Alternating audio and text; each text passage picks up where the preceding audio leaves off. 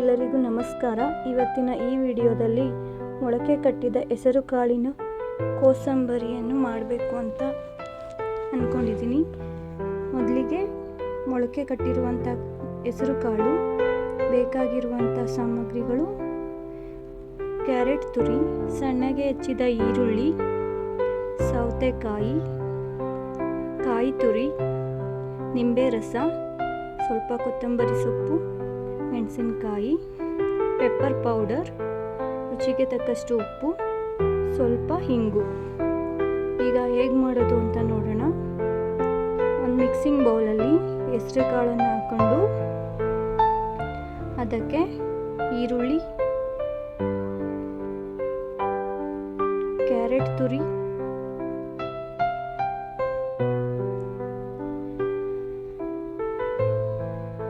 ಸ್ವಲ್ಪ ಹಸಿಮೆಣಸಿನಕಾಯಿ,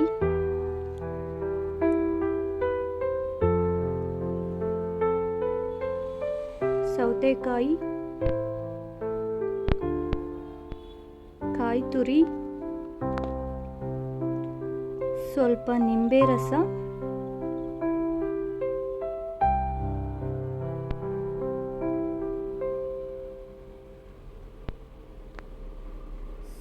ಸ್ವಲ್ಪ ಕೊತ್ತಂಬರಿ ಸೊಪ್ಪು,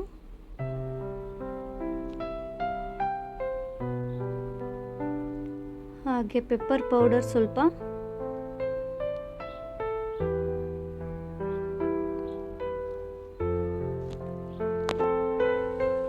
ರುಚಿಗೆ ತಕ್ಕಷ್ಟು ಉಪ್ಪು,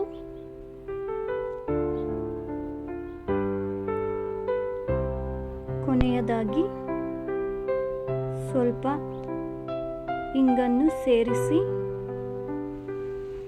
ಎಲ್ಲವನ್ನು ಚೆನ್ನಾಗಿ ಮಿಕ್ಸ್ ಮಾಡಿದರೆ